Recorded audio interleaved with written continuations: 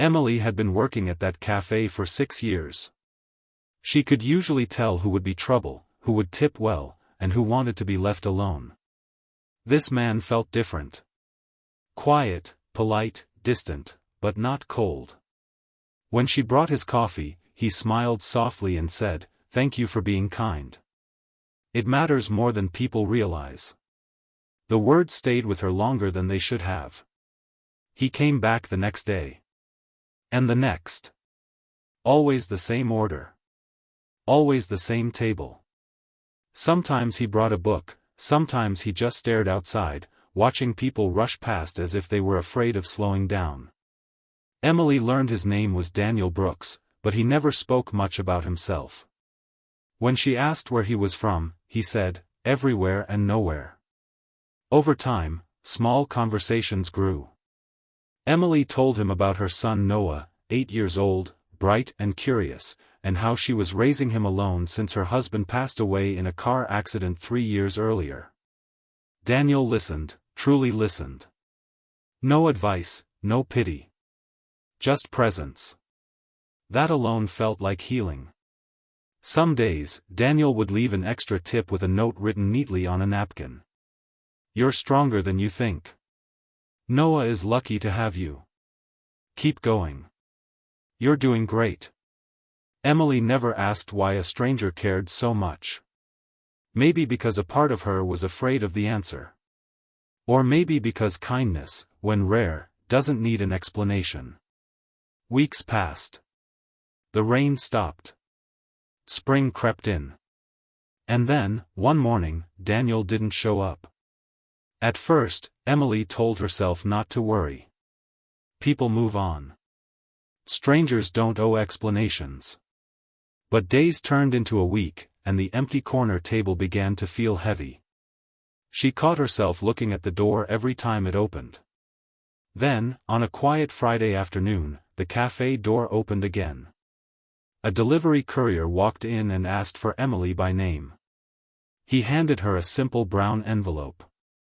No return address. Just her name written carefully on the front. Her hands shook as she opened it. Inside was a folded letter, and a cashier's check. The amount made her breath stop. $25,000. She nearly dropped it. The letter began. "Emily. I'm sorry I left without saying goodbye. Some journeys don't allow for that. But I couldn't leave without explaining everything." She sat down, heart racing, and kept reading. "You reminded me of someone I loved deeply. My wife, Sarah. She worked in a café just like yours. Same tired smile. Same quiet strength. She believed small kindnesses could change the world." Emily felt tears blur the words. 8 years ago, I lost her, and our son, in an accident. Since then, I've wandered, searching for a reason to stay. When I met you, I saw resilience where there should have been despair. I saw love surviving loss. Through you, I remembered why kindness still matters." Her hands trembled. "The money is not charity. It's a thank you. For reminding me that life didn't end when mine broke. Use it for Noah. For his future. For hope."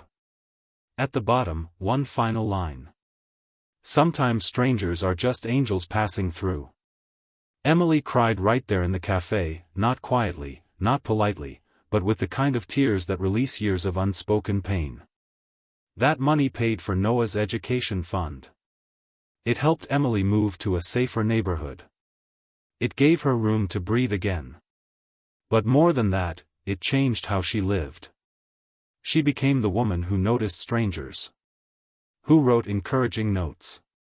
Who believed small kindnesses mattered, because she had proof.